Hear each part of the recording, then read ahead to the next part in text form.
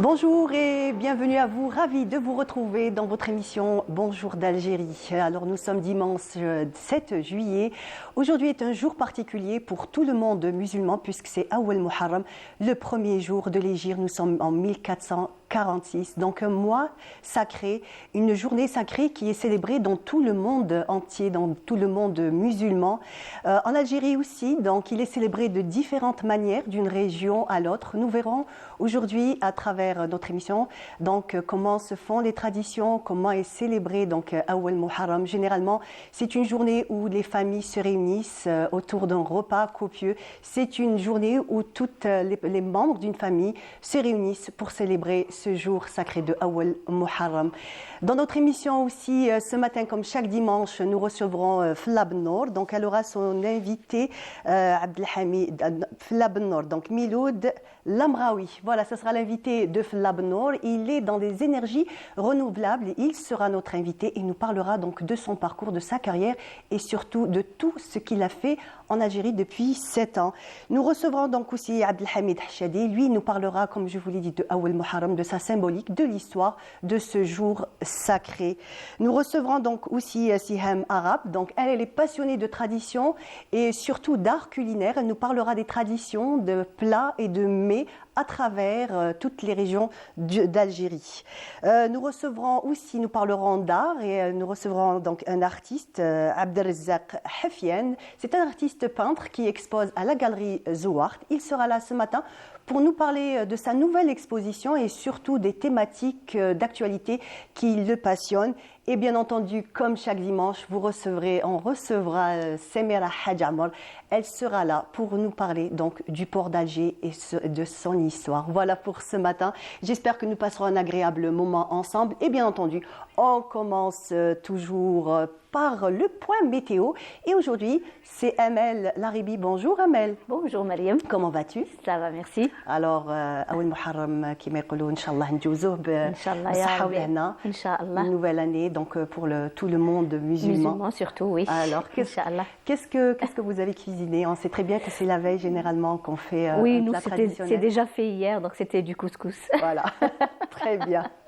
On commence par le point météo, Amel? Après les jingles. Alors, le jingle et on revient juste après.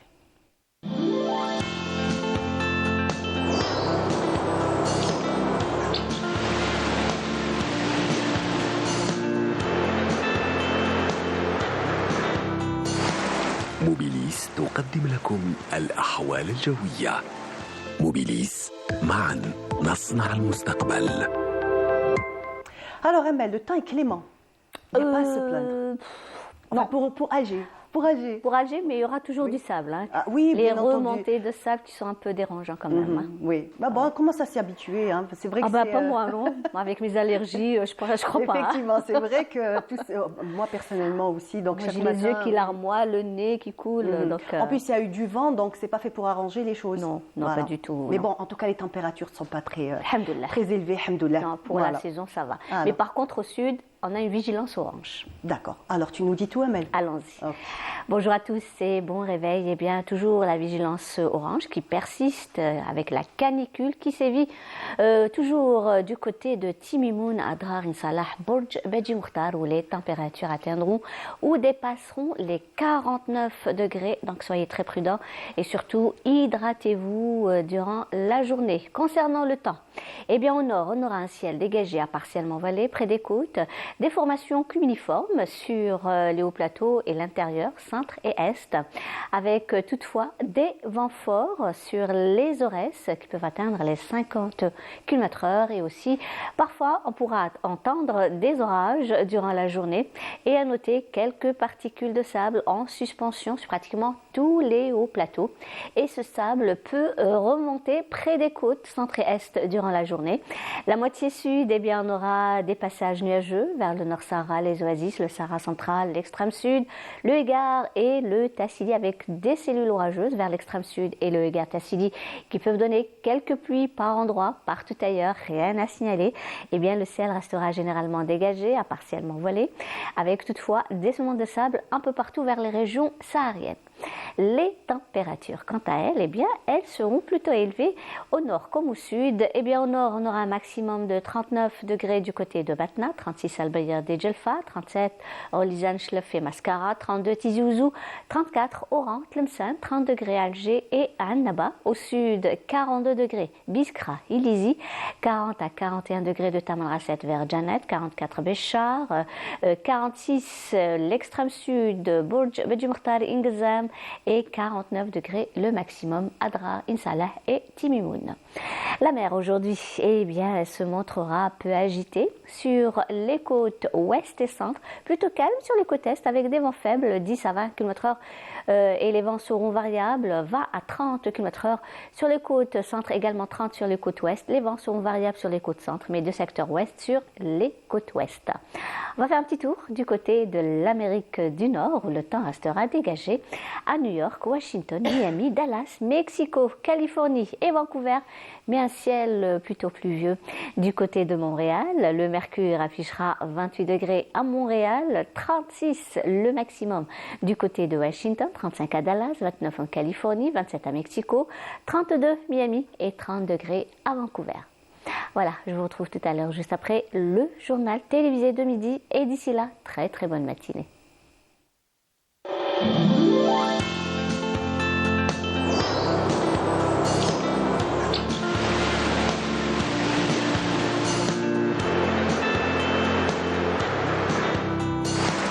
موبيليس قدمت لكم الأحوال الجوية. موبيليس، معا نصنع المستقبل. Amel, merci beaucoup pour ce merci. point météo. Donc, on te retrouve à midi. Inch'Allah, midi et 19h. Voilà, très bien, merci. Excellente journée à toi. Merci, et on continue, donc on démarre en musique avec le groupe Ferda. On apprécie et on revient.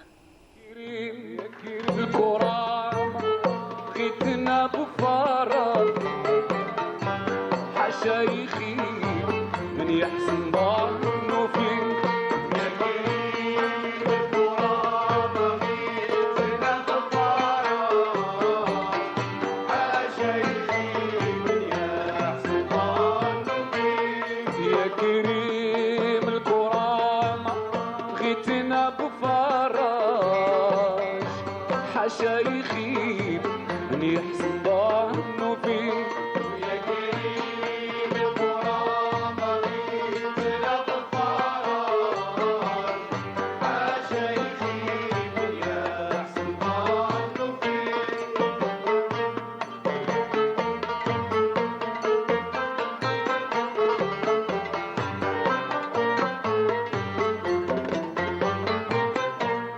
واش قال يا سيدي لا رب غير قريب مجيب في كل حين يوصل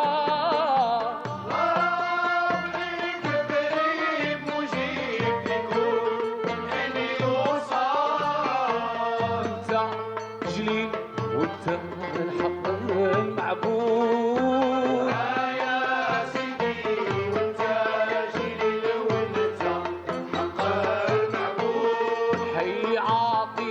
حليم ودود بالرغاني جيد موجود واسع الجود لو اجتمعت عبادك جملة في مكان واحد يضحى كل عابد قلبك نور جان رايد بالقصد كلهم منالو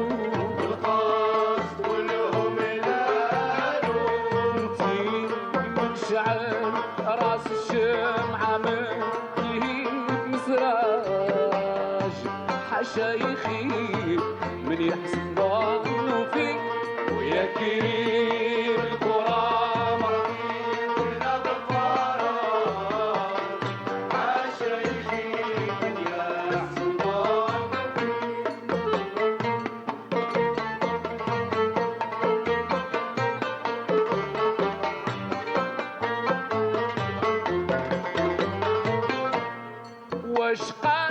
يا سيدي ينجر وينحفر من يستعصم بيك يا وهاب ينجر وينحفر من يستعصم بيك يا الوهاب سيدي انت المانع وانت العطية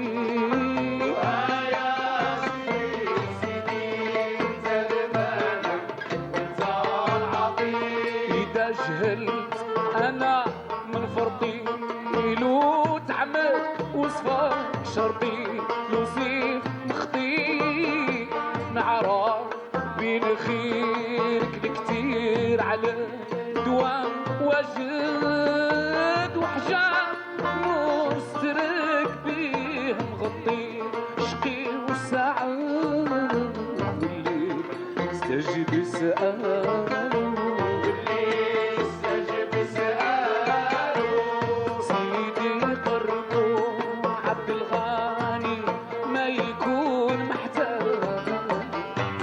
شيخي من يحسن ظنه فيه يا كريم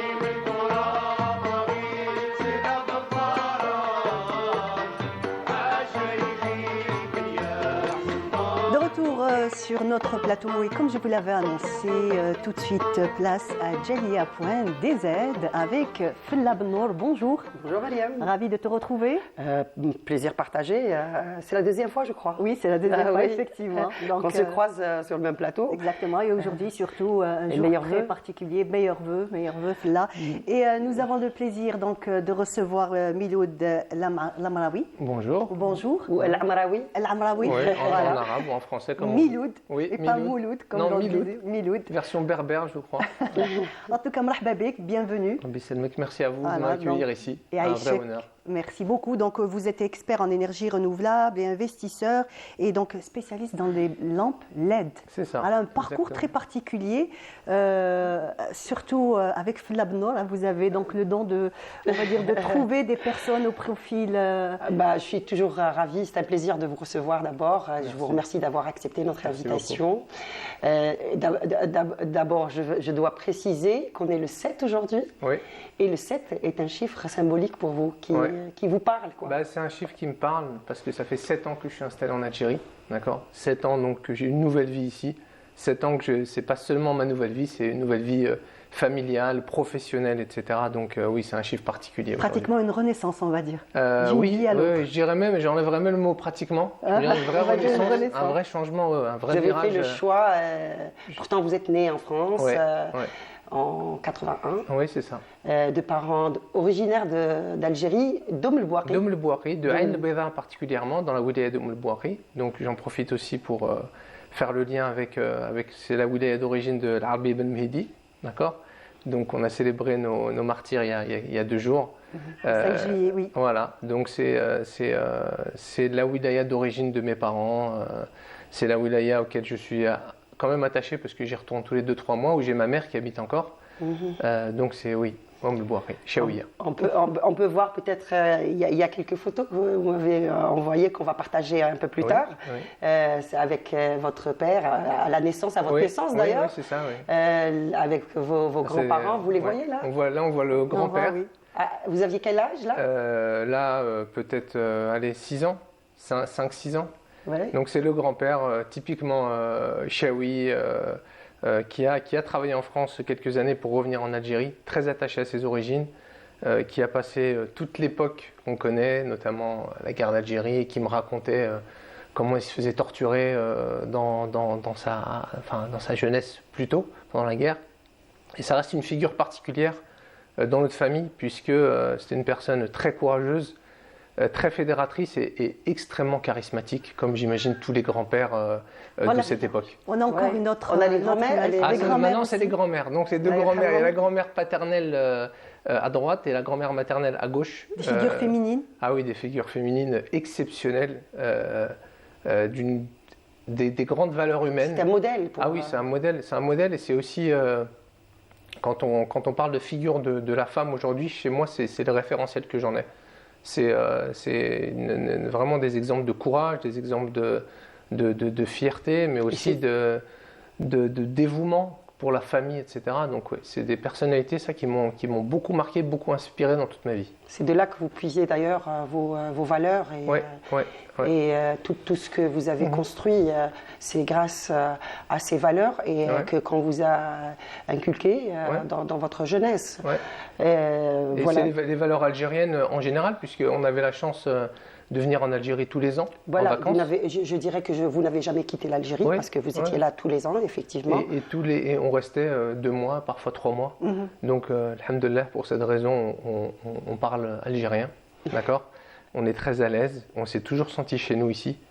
Et on a toujours eu plaisir à... Mais vous êtes chez vous. Voilà, oui, c'est ça. D'ailleurs, Mais- maintenant, c'est l'inverse. Vous partez une fois par an Oui, c'est ça, de l'autre côté. exactement. Vos parents sont rentrés ou ils sont restés en France? Alors, mes parents, c'est assez spécial parce que dès que mon père a vécu, mes parents ont vécu près de 36-40 ans en France, et quelques semaines, mois après leur retraite, eh ben, ils sont revenus en Algérie, s'installer. Donc vraiment, la France, c'était une période d'immigration où ils sont sacrifiés, où je ne les ai jamais sentis vraiment à l'aise.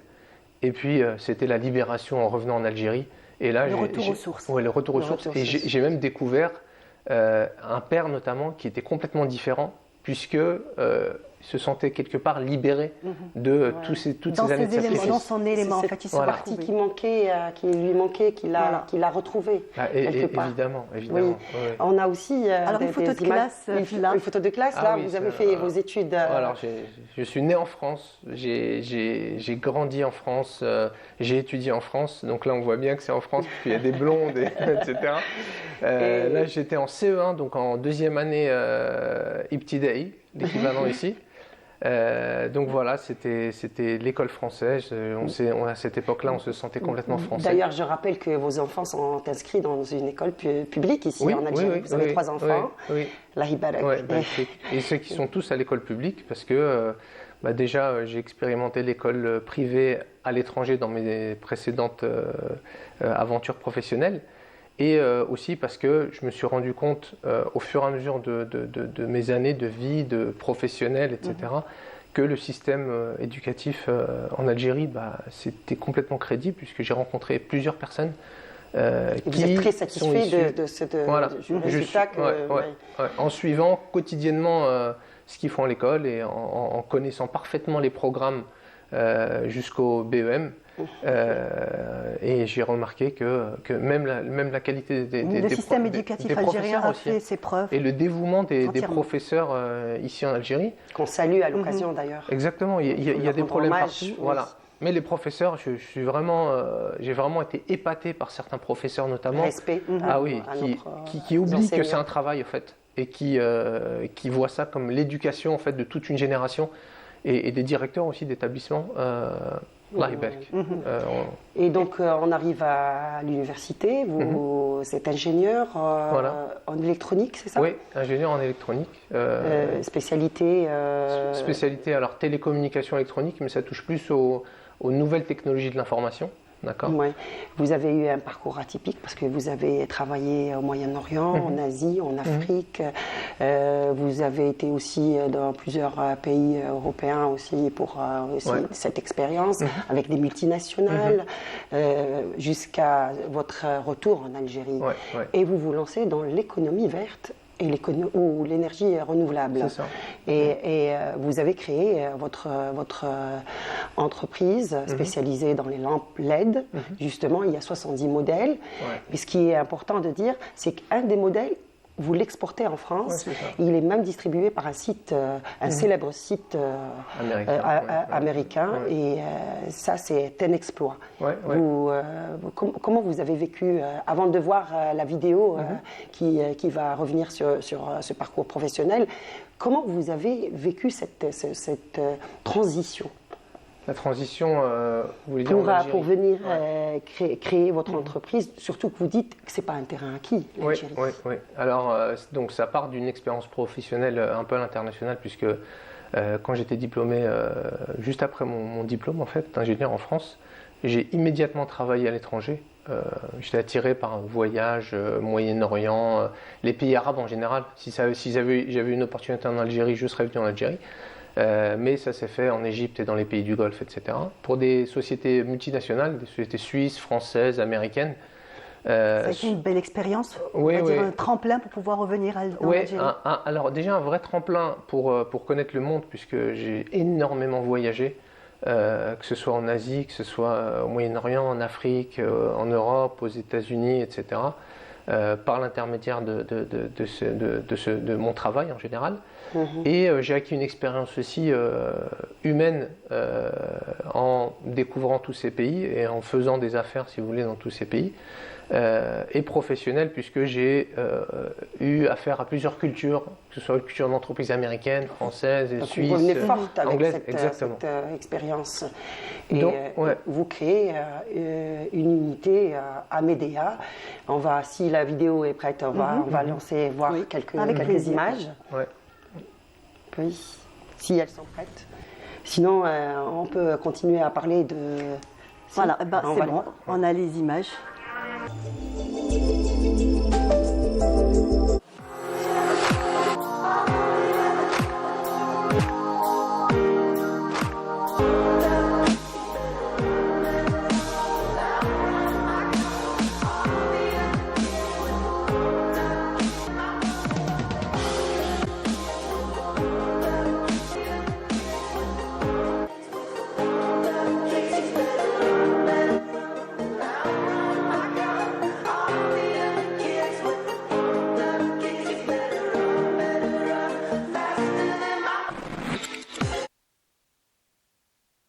Donc, Voilà, donc, voilà, on- donc, Donc voilà, ça, ouais. c'est un petit Ouais. aperçu de Ouais. l'unité de production qui Ouais. se trouve à Médéa Ouais. sur 5000 mètres carrés. Ouais, C'est pas qui peu, est une unité c'est qui c'est énorme. emploie. Oui, c'est assez Avec une imposant. soixantaine ou cinquantaine Voilà. d'employés. Avec une soixantaine d'employés, oui, qui sont principalement toutes des personnes De la région. De la région, exactement.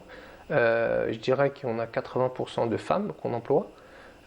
Donc c'est génial en fait de pouvoir revenir dans Oh. son pays, Et offrir aussi de l'emploi. Ouais, et exactement. Il y a un rapport gagnant-gagnant quelque part. apporter de la valeur. Voilà. Oui, exactement. Il y a Ouais. apporter de la valeur ajoutée non seulement à l'économie, mais aussi à des personnes qui n'avaient pas accès au travail pour plusieurs raisons. Et je peux vous dire qu'on est très satisfait du dévouement en fait de ces employés-là. Oui.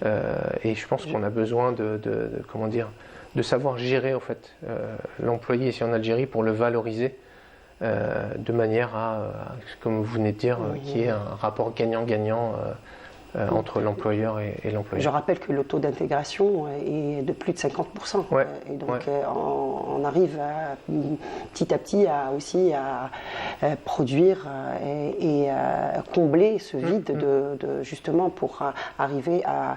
On peut arriver à 100% de taux d'intégration, à votre avis? Alors ça va être compliqué parce qu'il y a encore des composants qu'on... Vous avez un laboratoire de recherche au niveau de votre unité? Oui, on fait de la recherche. On fait pas de la recherche proprement dit, on fait plutôt du développement. Donc en fait, on va améliorer certains concepts qui sont connus dans le domaine de l'éclairage. On ne va pas réinventer la roue, mais on va faire des adaptations de manière à adapter nos produits aux spécificités du marché algérien. Et pour ça, on s'appuie sur des ingénieurs locaux pour développer tout ça. Et l'objectif, au fait, à terme, c'est d'avoir des produits, au fait, qui soient... l'objectif, c'est pas vraiment d'arriver à 100% d'intégration, mais d'arriver à proposer un produit qui soit à la fois produit localement, enfin avoir un taux d'intégration maximal, aux normes internationales. ouais, et tout en bien gardant entendu. aussi un coût qui soit le plus compétitif possible. Parce qu'aujourd'hui, si on veut exporter, il ne suffit pas d'augmenter le taux d'intégration, il faut augmenter le taux d'intégration tout en s'assurant qu'on est bien concurrentiel, qu'on est bien compétitif sur les marchés étrangers. Et avec cet équilibre-là, on arrive, nous personnellement, à exporter en Tunisie et en France, comme vous l'avez dit tout à l'heure. Et ça montre bien au final qu'on est capable, que ce soit économiquement, que ce soit logistiquement aussi, que ce soit intellectuellement, j'ai envie de dire professionnellement, de produire des produits qui sont compétitifs et de très bonne qualité sur les marchés qui sont réputé être difficile. Dans un moment où l'économie à l'international est affaiblie aussi, Oui, vous m'avez précisé cela tout à l'heure. Affaiblie parce que c'est des marchés qui commencent à s'essouffler, où il y a un pouvoir d'achat qui diminue. Oui. Et on a aussi la chance en Algérie d'être proche de certains pays qui consomment beaucoup. Et donc avoir une chaîne logistique qui est bien plus facilitée. Aujourd'hui, nous, quand on a une commande de Tunisie, on est capable d'exporter en une dizaine de jours. Quand on a une commande de France, en 15 jours, la marchandise est à Paris. Et en parlant d'exportation, justement, il y a un décret présidentiel qui est sorti hier dans le journal officiel, sur le journal officiel plutôt, et qui parle d'un prix aux exportateurs. Donc, la création d'un prix, le prix du président à l'exportation, donc qui va toucher plusieurs catégories. Et ça vous encourage Oui, j'ai lu ça également. Oui, ça encourage, ça encourage plusieurs catégories d'exportateurs. En fait, même malgré que ce soit quelque chose de symbolique, c'est toujours agréable d'avoir la reconnaissance de tous ces efforts qui sont faits pour exporter à l'international, surtout lorsqu'on a un marché algérien qui est quand même très demandeur. Donc on pourrait se contenter de fournir le marché algérien, mais non, c'est bien d'avoir un prix qui va quelque part nous challenger et nous dire, allez-y, montrez-nous de quoi vous êtes capable. Donc ça va être un certificat de mérite qui sera attribué aux meilleurs exportateurs, exportatrices aussi, parce qu'on a beaucoup d'investisseurs femmes aussi dans le domaine. Et on parlait de compétences, justement, il faut s'appuyer aussi sur les compétences locales. Et vous parliez de compétences locales. D'ailleurs, il y a un exemple qu'on peut citer, les jeunes étudiants de l'école polytechnique d'Oran qui ont réussi un challenge aux États-Unis il n'y a pas longtemps, qui ont parmi 122 équipes du monde entier qui ont pu lancer une fusée et réussir le lancement de la fusée. On peut regarder peut-être la vidéo qui a été partagée d'ailleurs par le ministre de l'Enseignement supérieur et qui a félicité les étudiants, bien sûr. SkyDZ and the rocket's name is at a core too. Donc elle va arriver dans quelques secondes. Voilà, c'est bon. On a les images. SkyDZ represents the African continent in the competition. The Atacor rocket has a conical nose, 3 fins, fiberglass structure, and an M3400 from CTI. Looking for 10,000 feet, it weighs in at 30 pounds. We have good continuity on Alpha 1. The range is still clear. The sky is clear on Alpha 1. Going in 5, 4, 3, 2, 1. Liftoff, liftoff. Switch into that rocket track.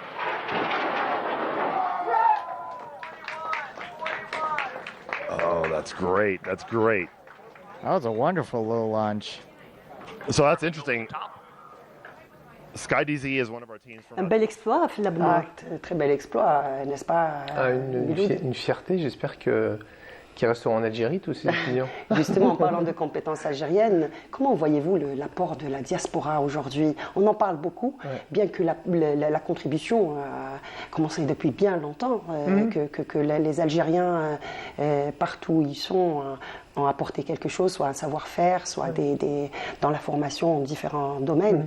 Donc comment voyez-vous, vous, cet apport et justement ces facilitations qu'on annonce ces derniers temps et cette volonté politique surtout Déjà, moi j'ai commencé à toucher aux compétences algériennes quand j'étais étudiant, où j'ai commencé, je ne connaissais pas trop le niveau en Algérie, et j'ai commencé à voir des étudiants algériens qui étudiaient avec moi, donc qui venaient d'Algérie, qui avaient des niveaux qui étaient exceptionnels. Vraiment, oui. Et bon, ils étaient sélectionnés, je pense, mais vraiment, c'était.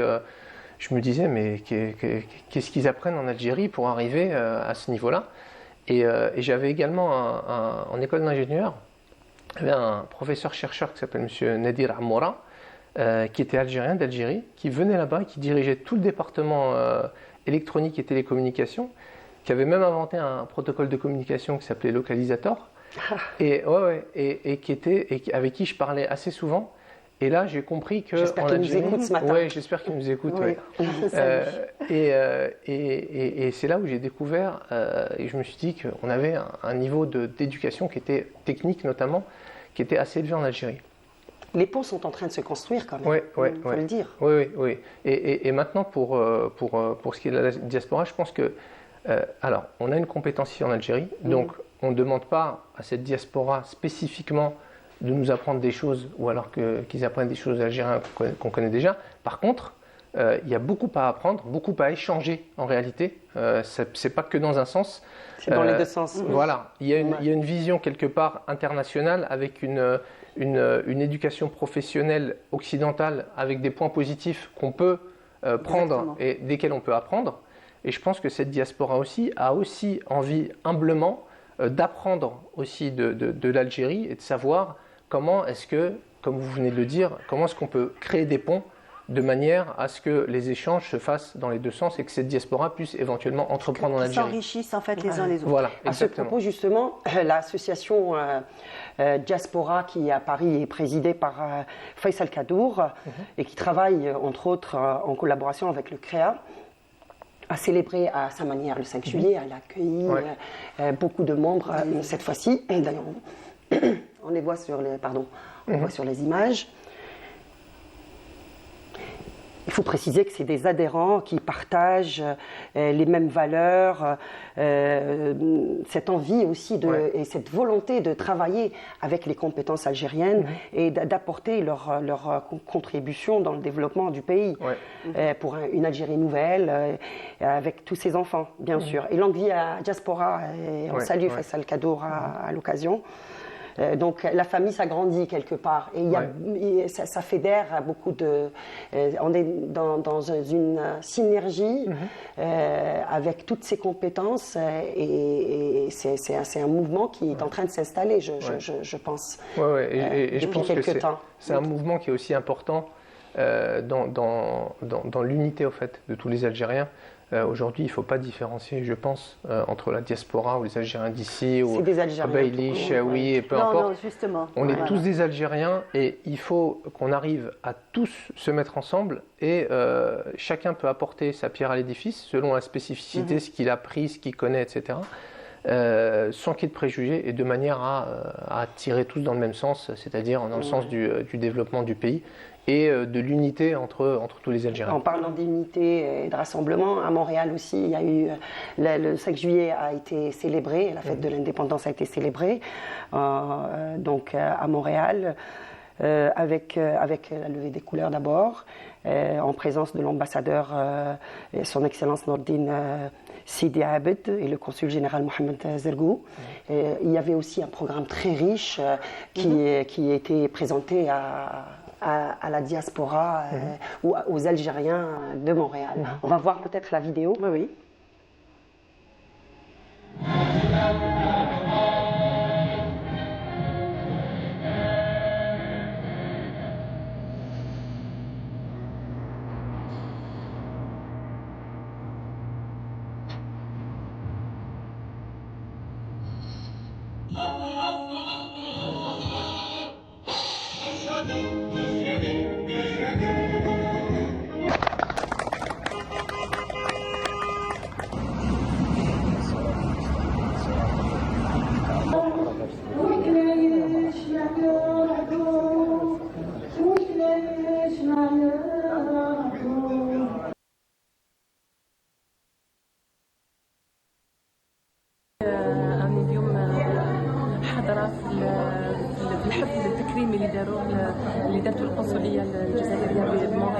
Je suis encore très émue de la reconnaissance la distinction qu'on vient de m'offrir aujourd'hui. C'est une double distinction, comme je l'ai dit. Et la distinction que ce soit mon pays et puis que ce soit aujourd'hui le 5 juillet, que je sois honorée à cette très très belle occasion-là. C'est une très belle organisation. On voit de tout dans la salle. Une très très belle organisation de la part du consulat d'Algérie à Montréal. أنا نقول لكم راني ممتنة امتنان عميق على هذا التكريم هذايا وشكرا وفيف l'Algérie. Bien sûr, on voyait un petit peu l'ambiance qui régnait le Belle 5 ambiance, juillet, hein. belle ambiance, avec toutes les associations algériennes. Et il y en a de plus en plus à Montréal, d'ailleurs, qui travaillent aussi pour mettre en avant le patrimoine algérien et toutes les potentialités et les potentiels de l'Algérie. Et pour terminer, on va juste... vous avez peut-être un commentaire à faire par rapport à cette... On sent l'attachement en fait à l'Algérie. Et on sent qu'ils vivent constamment avec un morceau d'Algérie Que les de milliers Montréal. de kilomètres ne gênent absolument en rien pour rester attachés au pays. C'est la fête de l'indépendance et de la jeunesse. Donc vous êtes jeune et ça vous parle aussi doublement. Si on veut ça, c'est clair. Avant de terminer, Miloud Lamraoui, je vais rappeler qu'il va y avoir, rappeler le programme qu'il va y avoir au Centre culturel algérien à Paris. Donc, on va commencer par le 12 juillet à 20h30. Il va y avoir quelque chose de nouveau. C'est quoi? C'est la troupe Blédard Comedy Club. Donc c'est un programme qui va être lancé et qui va passer régulièrement au niveau du centre culturel algérien à Paris, et pour encourager les jeunes talents de la diaspora algérienne. D'accord. Okay. Voilà, donc ça c'est... et la première soirée donc, sera animée par Aziz, par Zoubeir, Mohamed Dezed, Yassine et le musicien et chanteur Lazhar. Donc ça sera le 12 à 20h30. Donc aux amateurs des stand-up et voilà, des humoristes aussi. Le 13, ça va être de la musique et avec le groupe Azawan.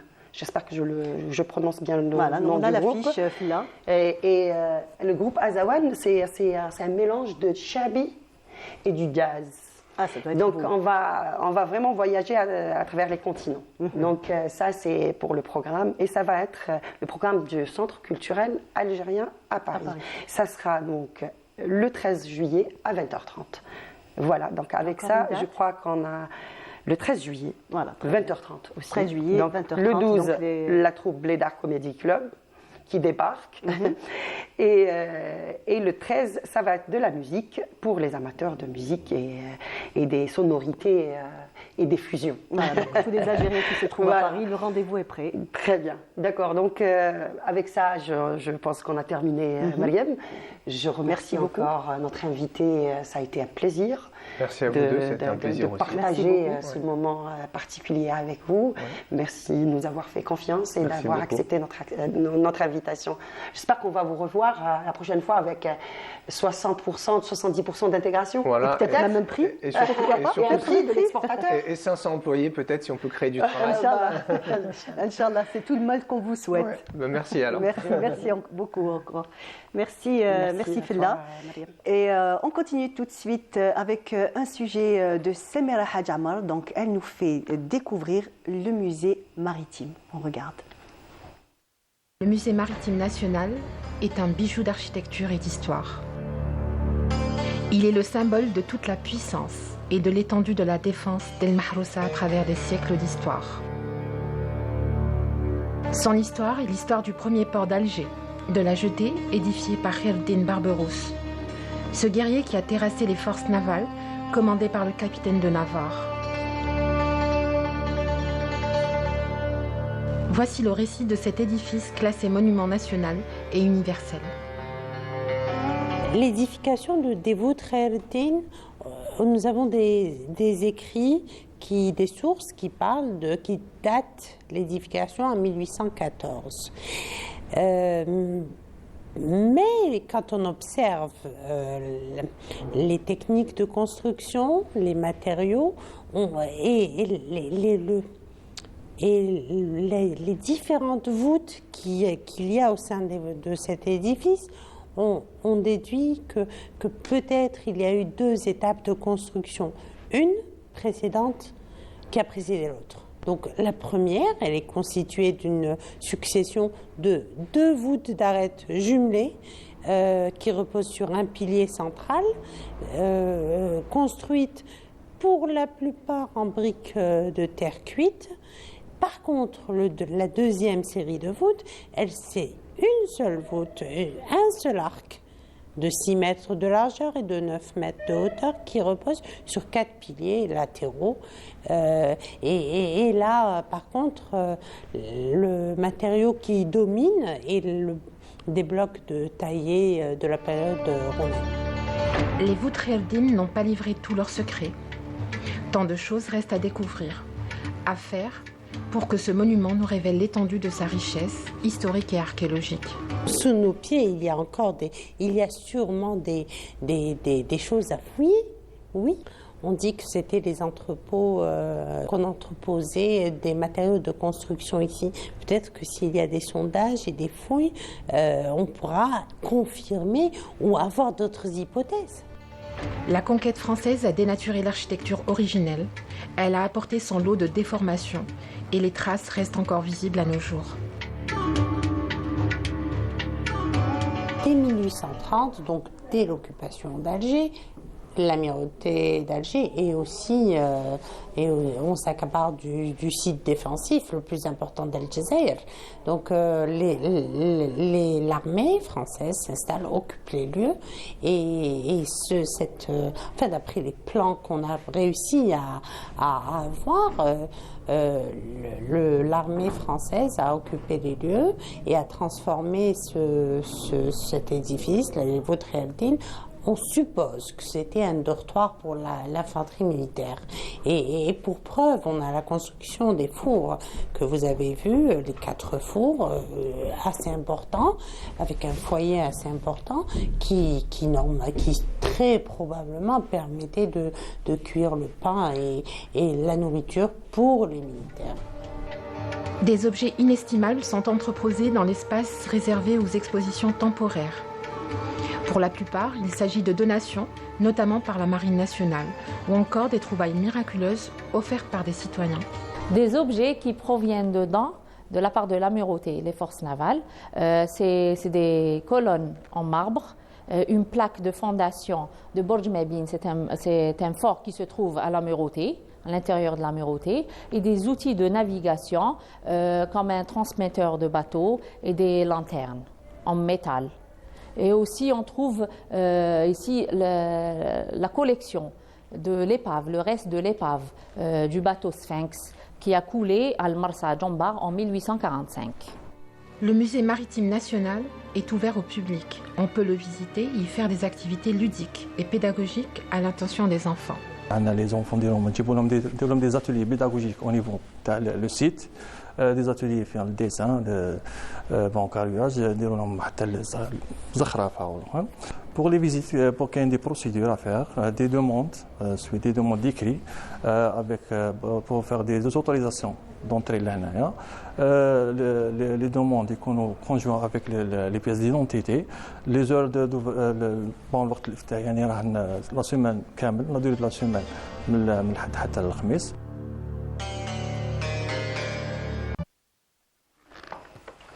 Voilà, c'était un sujet signé Samira Hadjamar et nous l'avons sur le plateau. Bonjour Samira. Bonjour Mariam, ça va? Comment vas-tu? Alhamdoulilah, très très bien. Alors, Awel Muharram Mabrouk. Oui, Inch'Allah, c'est une année qui va prospère. Inch'Allah, la paix aussi pour la paix et la santé surtout. Voilà, exactement. Inch'Allah, ya Rabbi. À tout le monde, à nos familles, Inch'Allah, ya nos Rabbi. mamans. Voilà. Samira, aujourd'hui tu vas nous parler d'un lieu exceptionnel, donc chargé d'histoire. Chargé de mythes aussi. Oui, de secrets, de légendes. Un lieu où se trouve le musée maritime, le reportage qu'on vient de voir. Ce reportage est fait il y a 2 ans, je pense. À peu près. Voilà. Et donc, le musée se trouve à l'entrée de l'amirauté. Il est à l'entrée de la base navale d'Alger. Cette base elle a été dédiée depuis 2020, je crois, à Ali Lapointe, donc au Shahid Ali Lapointe. Oui. Et c'est un lieu, on va dire, mythique. C'est là où Hercule a débarqué il y a des milliers d'années. C'est là où Icos, pour les 20 compagnons d'Hercule ont débarqué. C'est là où les Phéniciens ont débarqué. C'est là où tout le monde a voulu. L'endroit où tous les empires ont attaqué Alger, ont voulu convoiter Alger, ont voulu prendre Alger. C'est un endroit stratégique, c'est un bel endroit, c'est un port de commerce, c'est un port d'histoire, c'est un port qui est né pratiquement au temps de la régence d'Alger. Il a été construit par, on va dire, les premiers, bien sûr, hein, la jetée, par Kherdin Barberousse.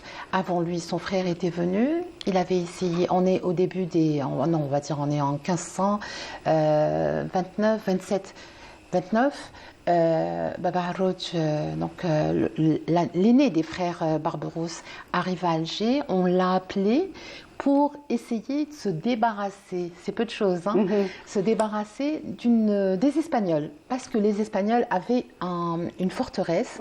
C'est à l'endroit exact où il y a Bochfnar, le phare d'Alger. On peut le voir aujourd'hui. Ce qu'il reste de cette forteresse, c'est juste le socle qui a été conservé. Sinon, Baba Harouch avait essayé de détruire, de défendre Alger. Hein. Il n'avait pas réussi et Kherdin est venu. Donc Kherdin est venu, on est en 1529, et il réussit, au bout de 20 jours, à détruire la forteresse espagnole. C'est pas peu de choses. Hein. À l'époque, l'Empire espagnol, c'est immense. Hein. C'est la chute de Grenade. L'Espagne possède plusieurs ports, entre autres celui de Béjaïa et celui d'Oran. Ils sont restés en Algérie. En fait, il fallait payer des tribus, c'était ça? On n'en est pas encore là. Ah, pas encore. On n'en est pas encore là. Ce qui se passait, c'est que, bon, on a Bochfnar. La photo est passée, hein. Elle va passer plus tôt. À partir de cet endroit, cette forteresse espagnole, les Algérois, les Algériens, tous ceux qui étaient à Alger à l'époque, on est au XVIe siècle, ne peuvent pas sortir, ne peuvent pas rentrer. Ils sont en permanence attaqués par les Espagnols, par les troupes de Navarre, hein, Pedro Navarro. Et donc, les Algériens ressentent cette forteresse, hein, se bolchent comme une épine dans leur cœur, ils le disent. Donc qu'est-ce qu'ils veulent? Ils veulent s'en débarrasser, ils veulent la paix, ils ne veulent plus leur donner de l'eau, ils ne veulent plus leur donner des vivres aux Espagnols. Ce qui va se passer, c'est qu'ils vont faire appel aux frères Harouch qui, à l'époque, se battaient contre l'empire de Habsbourg. Leur réputation n'était plus à faire. Elle était plus à faire. Ils sont venus, Baba Harouch a perdu, Kherdin a gagné. C'est la création, c'est la naissance de la régence d'Alger. À partir de là, quand il a bombardé la forteresse, il a gardé le socle, il l'a rassemblé. On est sur l'île de Stofla. Donc la plus grande île, Alger, El Gezira, c'est un ensemble d'îlots voilà, qui étaient autour d'Alger. Alger est un port naturel. Lui, Kherdin, qu'est-ce qu'il fait? Avec les pierres donc, de la forteresse, plus ceux ramenés de Cap Matifou, il construit la première jetée. Voilà. Donc, et ça, c'est en quelle année? On est en 1529. 1529, voilà, ça va prendre... la construction du port d'Alger va prendre 3 ans. Et pendant cette bataille, justement, il va y avoir un homme qui est venu de Dar Salem, de Bagdad, qui va lutter et qui va mourir pendant ces affrontements. Et cet homme va être considéré comme un saint homme. Donc on va lui construire un mausolée à côté d'une mosquée. C'est Baba Ali. Il est venu à Alger en même temps que le Wali Dada. Voilà. Et Boufala, Mohamed Boufala, qui lui est enterré à Amsila. Donc, à l'intérieur de l'amirauté, il y a un mausolée dédié à cet homme. À Baba Ali, exactement. On va voir quelques images. Pardon. Baba Ali, c'est la fontaine. Le mausolée, c'est Sidi Ibrahim Slami. Voilà, je me suis embrouillée un peu. D'accord. En fait, donc la fontaine, c'est Baba Ali qui l'a construit. Le mausolée et la mosquée, il est dédié au Wali Saleh. C'est comme ça qu'on appelle. Voilà. El-Bahri, donc Sidi Ibrahim El-Bahri Slami parce que c'est Dar es-Salem. Il est venu de Bagdad. Il est venu accompagné du Wali Dada. Il était avec Mohamed Boufala, qui est enterré à Amsila. Il est à l'intérieur de l'amirauté. Voilà. C'est quelque chose que les Algérois, on va dire plutôt les Algéroises, connaissent. Parce que depuis toujours, depuis avant l'indépendance de l'Algérie, les femmes allaient là-bas pour le prier. Je crois que c'était tous les mardis. Elles faisaient des vœux pour le mariage. En tout cas, son eau, parce qu'il y a une source dans le mausolée. Il paraît que cette eau, elle est magnifique. Bon, j'ai pu visiter il y a quelques jours. Est-ce que J'ai tu as bu un cette... petit Non, peu pas d'eau encore. Mais bon, c'est dans la bouteille. Donc, je vais l'essayer. Je vais faire un vœu. D'accord. Et je vais l'essayer. Donc, ce qu'on voit, c'est la fontaine de Baba Ali. Voilà, de Pacha Ali. C'est un endroit mythique. Hein. Donc, il y a le phare qui est Botchfnar. Il y a la fontaine. Donc, la de fontaine Baba qui est toujours Ali. opérationnelle. Oui, elle est opérationnelle, bien sûr. Il y a le mausolée. Il y a une mosquée qui est juste à côté. Il y a le pavillon de l'amiral, l'ancien palais du Dey. Il y a plein de choses. Donc c'est vraiment un ensemble architectural riche, magnifique. Oui. Kherdin avait commencé donc à construire le port. Ça a pris 3 ans. Et ensuite, il y a eu le Pacha Hassan. Ensuite, il y a eu... on va dire architecte, bon, c'était pas des architectes, mais bon, constructeur, Arab Hajj Mohamed qui a continué à construire le port. Et bien sûr, il y a eu la colonisation par la suite. Et à partir de 1830, il y a eu les autres installations qui ont été créées. Il faut rappeler qu'à l'époque, Alger, on va dire que ça a été l'une des périodes les plus florissantes de l'Algérie. Au moment où Kherdin arrive, il y a une petite séparation qui se fait avec l'Empire ottoman. Alger gagne en autonomie. Il y a la marine algérienne, ou ce qu'ils appelaient à l'époque les corsaires, c'est la course dans la Méditerranée. Il y avait énormément d'échanges, on va dire, des échanges aussi commerciaux. On n'oublie pas qu'Alger, on venait de partout. D'abord, c'était un port de transit, mais aussi, il y avait des échanges commerciaux. On va dire les Ottomans qui étaient installés ici, ou les habitants d'Alger, ramenaient tout ce qui manquait à Alger. Ils avaient des sous, mais surtout, ce qui partait d'Algérie, c'était le blé. C'était le blé, on va dire, d'après Ismet Touati, c'est le pôle production de la production du blé en Afrique à l'époque. Et donc il y avait des figues, du miel, du blé, du soufre, il y avait de la cire, il y avait énormément de choses. Et on recevait aussi des choses qu'il n'y avait pas en Algérie. Voilà. Donc c'est un grand port commercial, autant que c'était un port où on va dire, des bateaux partaient pour des courses dans la Méditerranée. On va dire qu'à l'époque, la flotte algérienne était florissante. Elle était florissante, elle gérait la Méditerranée, que personne ne pouvait circuler dans cette Méditerranée sans payer la dîme. Très bien. La dîme, ce que tu as dit tout à l'heure, c'est-à-dire espèce de visa. Voilà, espèce de visa de l'époque. Merci beaucoup, Sebera Hadj Amar. Ce qu'on peut voir, si on peut montrer alors, ce livre, se vend au musée maritime. On peut l'acheter au moment de visiter le musée. Le musée, on peut le visiter tous les mardis. Donc, c'est un accès libre toute la journée. Et pendant les vacances, les vacances scolaires, je crois que c'est tous les jours. Mais toujours est-il qu'on peut faire la demande auprès du musée. Ils ont une page Facebook et on peut le visiter. On peut visiter aussi l'amirauté, mais là aussi, il faut faire une demande. Ça peut prendre un peu de temps. Mais en tout cas, moi je l'ai visité. On regrette à titre personnel. Non, on est plongé dans l'histoire. Exactement. C'est la Dars.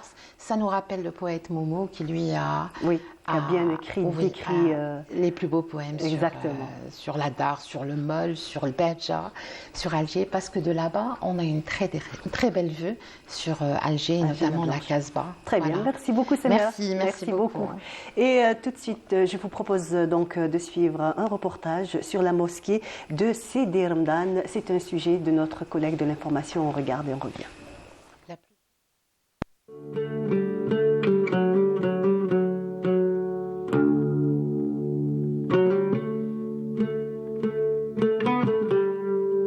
Nous sommes à Sidi Ramadan, connu pour sa mosquée et sa fontaine. Donc la fontaine qui est curative. Mais aussi Sidi Ramadan est enterré, Darih de Sidi Ramadan, il est juste à côté. Les gens ne savent pas que Sidi Ramadan est enterré juste là.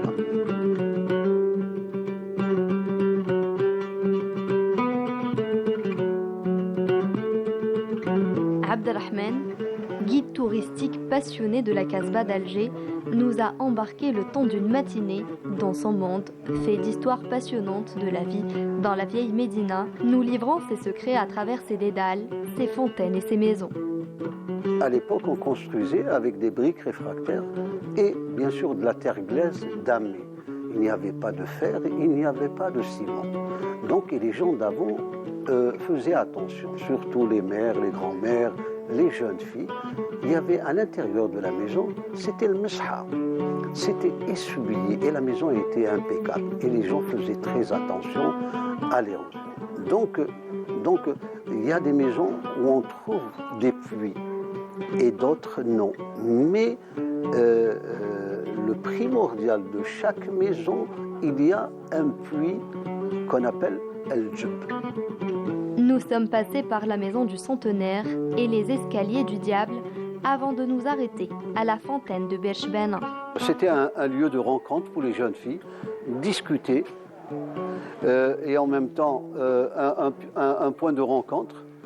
Et ce qui est vraiment frappant, c'est le film de Pépé le Moko qui a été tourné dans cette maison avec Jean Gabin et Jean Duvivier. Une petite halte dans l'atelier de Mohamed, tailleur depuis plus de 40 ans, s'est imposée.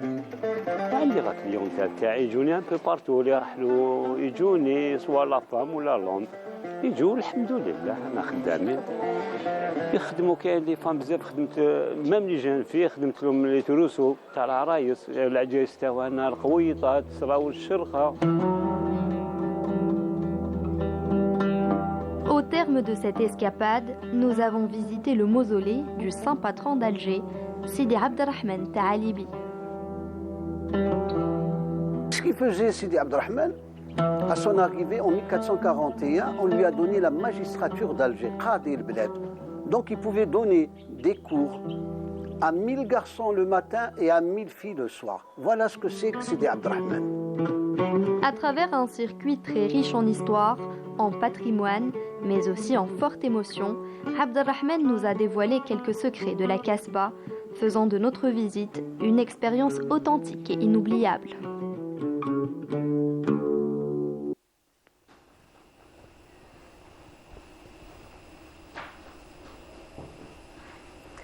Une très belle immersion dans la Casbah d'Alger où nous retrouvons toutes les traditions et surtout l'esprit qui régnait autrefois.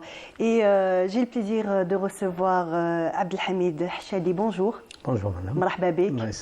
Donc vous êtes directeur des concours coraniques au ministère des Affaires religieuses et des Waqf. Oui, bien sûr. Marhaba bek. Merci pour l'invitation. Merci beaucoup. Donc une journée très particulière aujourd'hui, Awal Muharram, un jour sacré, un mois sacré pour le monde musulman. Bien sûr. Bismillah ar-Rahman ar-Rahim. Alhamdulillah, salatu salam ala Rasulullah.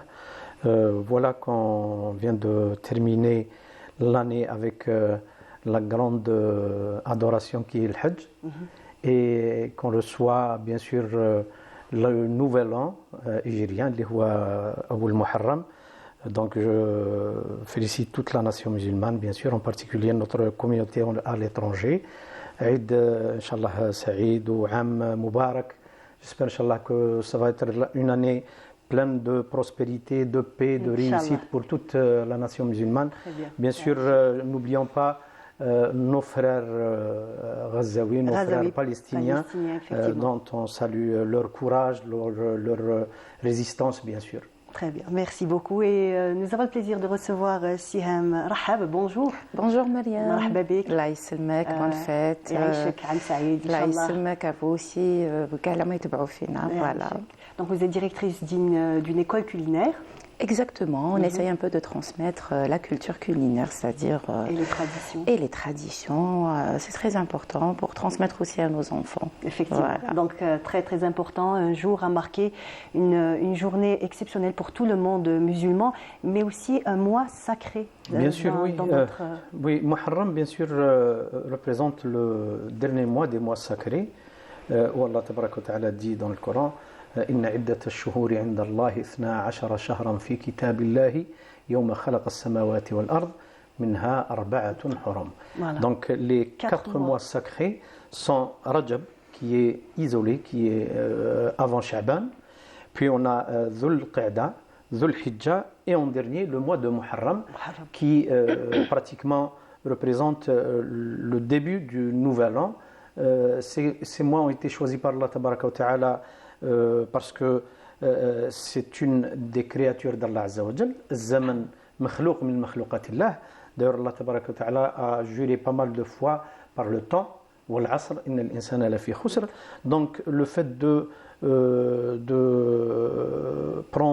donner cette dimension au temps représente vraiment une particularité dans l'islam, parce que le Nabi sallallahu alayhi wa sallam nous recommande bien sûr dans pas mal d'occasions à ne pas insulter le temps. La tasubbu ad-dahr fa inna ad-dahra khalaqahu Allah azza wa jalla. Donc notre relation avec le temps, elle est pratiquement liée d'une manière très forte par rapport à beaucoup d'adorations, beaucoup de rites. Et c'est pour ça que le calendrier hégirien, ce n'est pas un simple calendrier. C'est un calendrier qui est lié à beaucoup de moments, à beaucoup de rites qui sont reliés étroitement avec le calendrier. Justement, Muharram a quelque chose de très particulier. Pourquoi déjà s'appelle-t-il Muharram? Bon, il faut savoir que l'Ashhur al-Huram, c'est pratiquement tous les 4 mois sont des mois sacrés. Ashhur al-Huram, cette période a été déterminée par Sayyidina Ibrahim, y compris le périmètre du haram mécois. Oui. Ce périmètre, et pendant cette période, toute injustice, toute infraction, tout dépassement était interdit dans cette période. C'est pour ça qu'on l'appelle Ashhur Huram. Le qital yahbas, les combats, les querelles, tout s'arrête. D'ailleurs, on nous rapporte que pendant la période païenne, bien sûr, et c'est quelques résidus du Hanifiyya Sayyidina Ibrahim, les gens respectaient le lieu sacré et respectaient ces mois sacrés.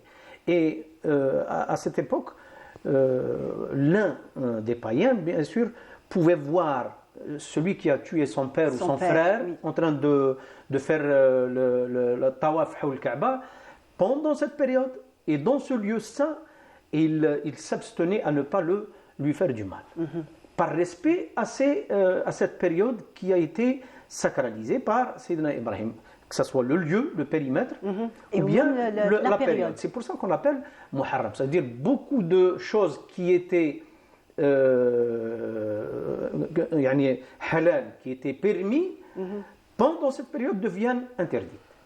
Et donc ça a été respecté. Et ça a été respecté même pendant la période païenne, et c'était par respect à Sayyidina Ibrahim et par respect aux directives de Sayyidina Ibrahim. Donc, le Nabi alayhi salam, quand il est venu, il a comment dirais-je, il a fortifié ce qui a été retenu de Sayyidina Ibrahim, et il a instauré d'autres recommandations, d'autres directives par rapport à la charia islamique. Nous avons d'autres informations aussi concernant ce mois sacré, donc après la mort du prophète. Bien sûr, ce mois et cette date, bien sûr, prend de l'importance par rapport à ce qui a été rapporté quant au calife Sayyidina Omar ibn al-Khattab, au moment où ils ont eu recours à prendre ils avaient besoin d'un calendrier, ils avaient besoin de faire des dates parce qu'il y avait des revenus, il y avait des dépenses, il y avait tout un... Ça veut dire l'instauration de l'état de la khilafa commençait à prendre forme, et bien sûr ils avaient besoin de repères, et ils avaient besoin enregistrer tout événement, tout acte. Donc les compagnons du prophète sallallahu alayhi wa sallam se sont demandé comment ferons-nous devant cette situation. On a besoin d'un calendrier. Alors ils se sont posé la question, Certains ont proposé de prendre la date de naissance du prophète sallallahu alayhi wa sallam comme repère, d'autres ils ont proposé la date de son décès, d'autres... Alors, Sayyidina Omar a bien été pour l'option de prendre l'événement qui a chamboulé toute l'humanité, tout l'univers, bien sûr. C'était cet événement de Hijrat al-Nabi sallallahu alayhi wa sallam, l'immigration du prophète sallallahu alayhi wa sallam de la Mecque vers Médine. Et bien sûr, il faut savoir que ce n'est pas, le Hijra n'a pas eu lieu le 1er Muharram. Il faut bien savoir que la préparation du voyage, la préparation de cette sortie du prophète sallallahu alayhi wa sallam de la Mecque vers Médine a pris lieu pendant le mois de Muharram. Mais le voyage a commencé le 28 Safar. Et l'arrivée du prophète sallallahu alayhi wa sallam à Médine était le 8 Rabi' al-Awwal. Et il est resté sallallahu alayhi wa sallam 3 nuits avant d'entrer à Médine.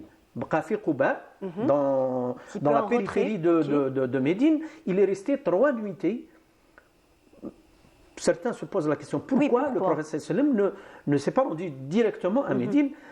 Moi, j'ai une lecture, une interprétation concernant cet événement, parce que, tout simplement, le prophète sallallahu alayhi wa sallam, il faut bien l'enregistrer, Nabi alayhi sallam, quand il est arrivé, le 8 Rabi' al-Awwal, il est resté, il avait entrepris des négociations avec les Juifs, parce que c'était pratiquement les maîtres de la ville. De la ville, oui. Il a entrepris des négociations avec eux pour instaurer la première constitution qui a donné le droit de citoyenneté à tout citoyen de Médine, quelle que soit sa religion, quelle que soit sa foi. Donc, le Nabi alayhi salatu wassalam a donné le statut de citoyen à tout habitant, toute personne habitant Médine, y compris les juifs et les chrétiens. Donc, d'ailleurs, dans la Constitution, Nabi alayhi sallam stipule dans la première phrase Al-Muslimuna wal-Yahudu ummatun wahida. C'était en premier lieu, parce que c'était la venue du prophète sallallahu alayhi wa sallam, mais après, il y a eu ce qu'on appelle, entre guillemets, dans le jargon politique, il y a eu cette grande trahison de la part des Juifs qui a bien sûr donné lieu à l'ijla' tahum. Ils ont été obligés à quitter Médine. Donc, le prophète sallallahu alayhi wa sallam, en venant à Médine, 3 jours avant, il décide d'entrer à Médine 12 Rabi' al-Awwal. D'accord. C'est pas une coïncidence. Oui. 12 Rabi' al-Awwal, c'est la date de naissance du prophète sallallahu alayhi wa sallam. Donc le jour de sa naissance. Et en arrivant à Médine, le prophète sallallahu alayhi wa sallam constate que les Juifs jeûnent le jour du 10e jour de Muharram, qui est Ashura. Alors il se pose la question, pourquoi vous jeûnez? Il demande aux Juifs, pourquoi vous jeûnez ce jour? Eh bien, les Juifs lui ont répondu que Allah tabaraka wa ta'ala a sauvé Moïse et ses compagnons, bien sûr, dans cette date. C'est pour ça que nous célébrons comme acte de remerciement à Allah tabaraka wa ta'ala. Et Nabi alayhi sallam leur a répondu qu'on est mieux placé, qu'on est les... comment dire,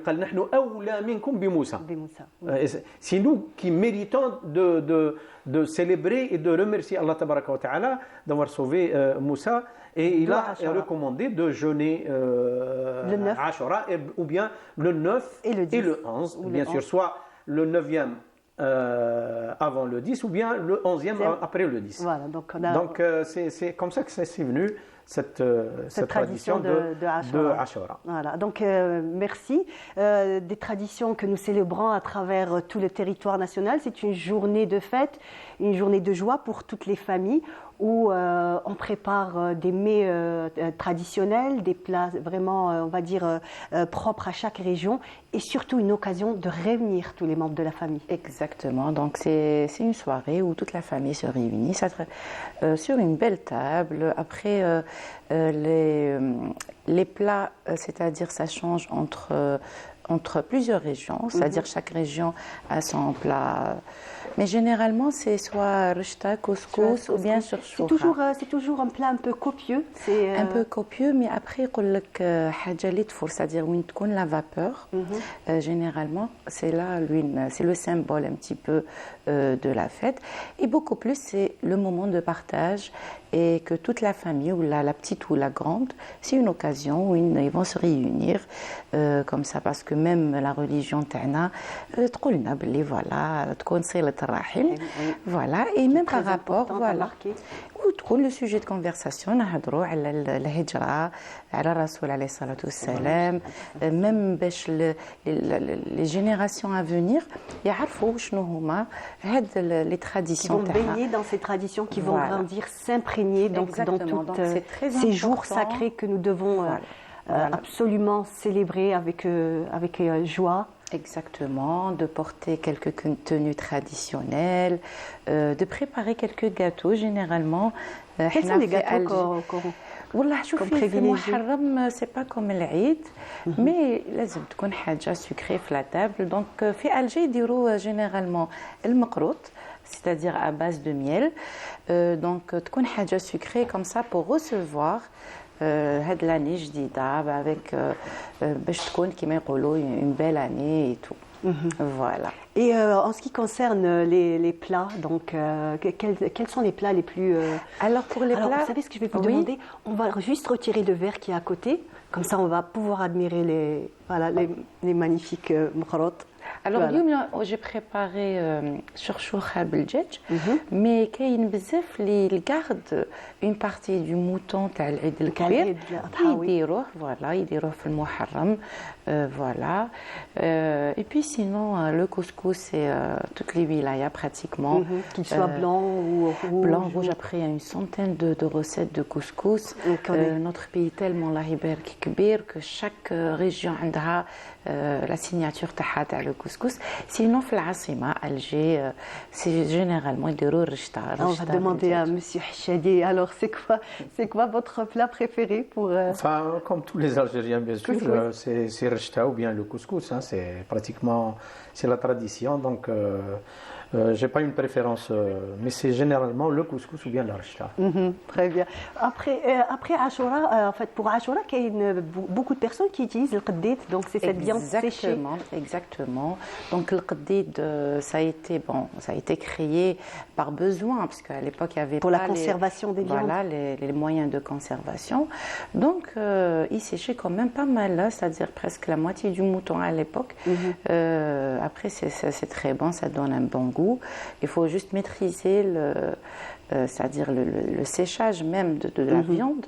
Et puis il prépare un couscous aussi qui met les Kabyles, ils diront un couscous qui ressemble un peu l'idéro c'est-à-dire avec les légumes secs, il fait le loubia, hamissa, chouïa, l'adès, et le poulet bien sûr. Le poulet il est toujours présent fait de ce genre de plat.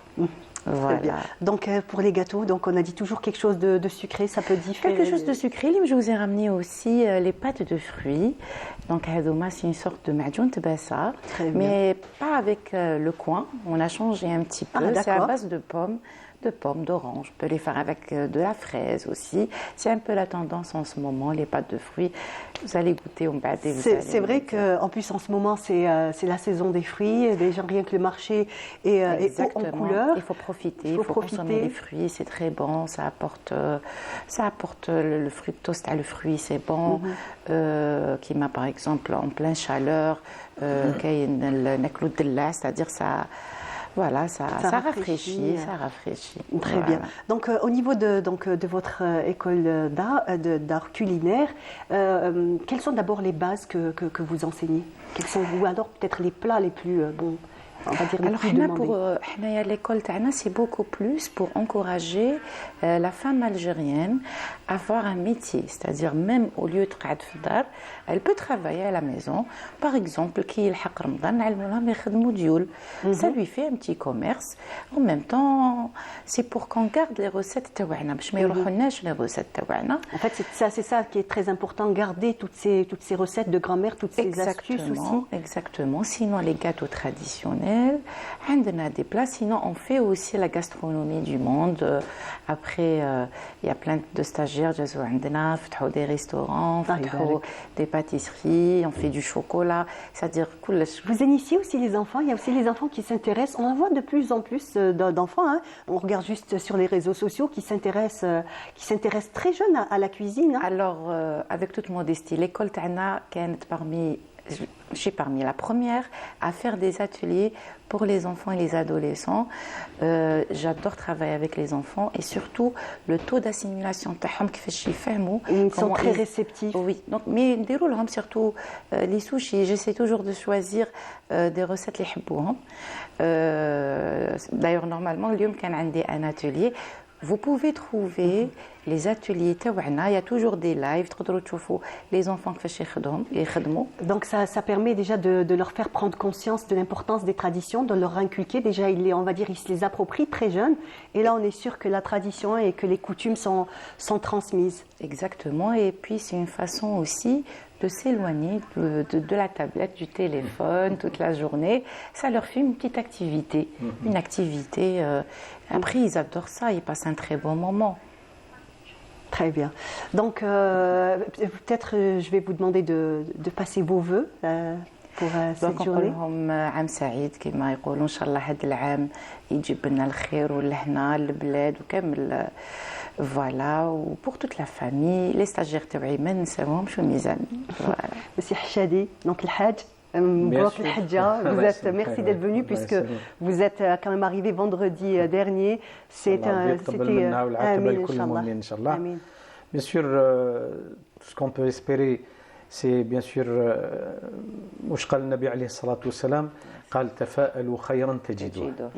on commence cette année avec l'espoir et les meilleurs vœux, bien sûr, pour notre nation musulmane.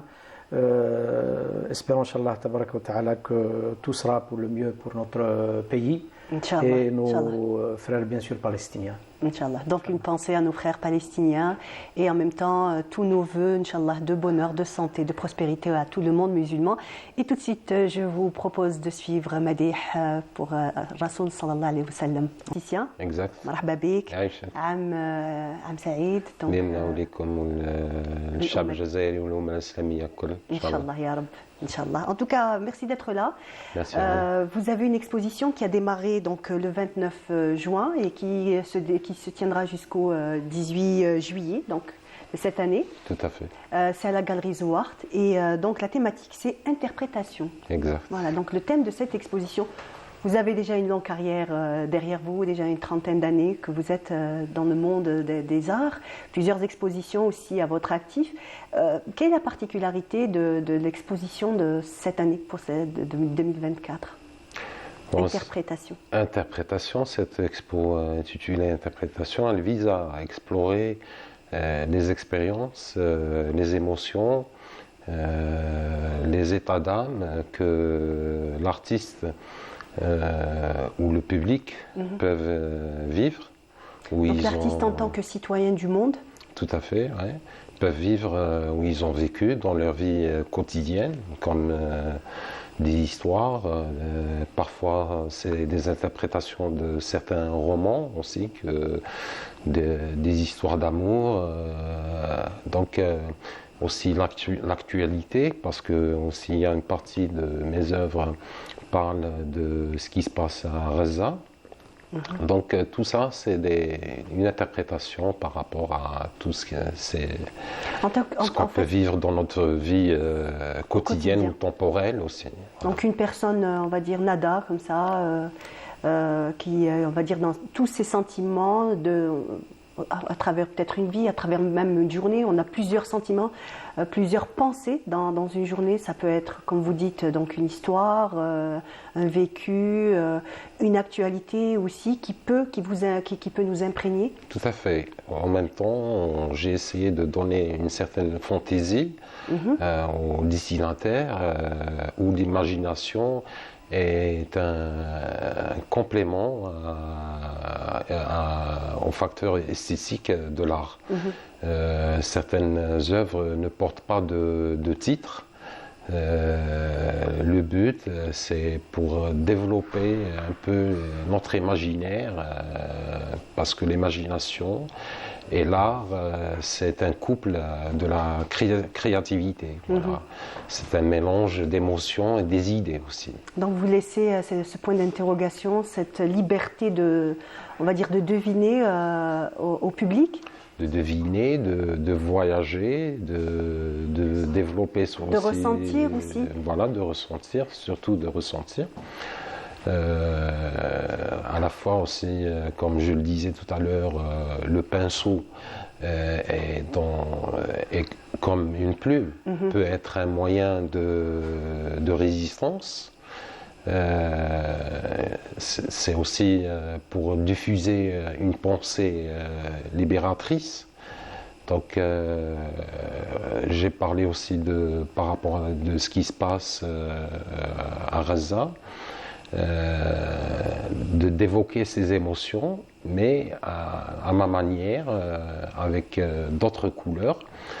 Parce que ce peuple nous a donné beaucoup de leçons dans la vie. Oui, des leçons de courage. De courage, de s'accrocher à la vie, à l'espoir.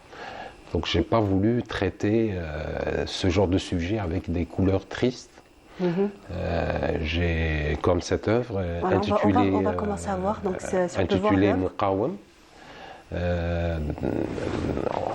J'ai pas voulu traiter avec des couleurs qui reflètent vous avez pas le drame. Voilà, oui, ni le drame, ni la tristesse, voilà. En fait, vous avez plus voulu mettre la lumière sur le courage, la persévérance. Exact, de s'accrocher à la vie, s'accrocher à l'espoir. On devine une silhouette toujours debout, donc. Oui, il y a toujours une silhouette qui peut être peut-être un repère, parce que c'est quand même un semi-abstrait. Voilà, donc vous avez choisi le semi-abstrait. Il y a des peintures qui sont pratiquement abstraites et des peintures qui sont un peu semi-abstraites. Cette peinture, par exemple, l'Hijra ila al-Alwan, c'est un peu, ça parle du génocide aussi, mais à la fois, il y a des couleurs qui donnent une certaine force à la vie, de s'accrocher. Cette vie, cette force de vivre qui prend toujours le dessus. Exactement. Surtout quand nous parlons du peuple palestinien. Exactement. Voilà. Cette œuvre intitulée Rasa'il min al-Bahr. Donc c'est un peu un souvenir que j'ai vécu à Zfoun. Voilà. Il y a un mélange de plusieurs thèmes. Donc vous vous intéressez à plusieurs thèmes. Donc combien d'œuvres vous avez dans cette exposition? 38 œuvres. 38 œuvres. Voilà. Ok. Il y en a une peut-être que vous préférez. Est-ce qu'il y a une thématique, on va dire, que vous privilégiez un peu plus que d'autres? C'est vrai qu'on a des préférences par rapport à quelques œuvres, mais je pense que le public est beaucoup plus placé alors nous avons une autre. On va essayer de parler un peu de la technique. Quelle technique vous utilisez? Justement, et quelle matière aussi? Il y a plusieurs techniques. Il y a l'acrylique, le collage, le recyclage aussi. J'ai travaillé avec des matériaux récupérés. Il y a aussi le grattage. Donc, au couteau aussi, non? Oui, il y a aussi on des devine, peintures. parce que de temps en temps, on devine le relief un petit peu. Exactement. Il y a des peintures qui sont travaillées avec du couteau, d'autres qui sont travaillées avec d'autres matériaux qui donnent un peu l'impression, c'est-à-dire de matière, de relief. Oui, Voilà. oui, cette superposition aussi moi je trouve que vous le maîtrisez avec brio. Hein. On a l'impression qu'il y a des couleurs qui veulent se démarquer d'autres. On ressent vraiment le travail qu'il y a derrière. Merci. Voilà. Donc on va encore voir quelques toiles, si on pouvait parler encore. Donc comme celle-ci par exemple. Bon, celle-ci, par exemple, elle ne porte pas de titre.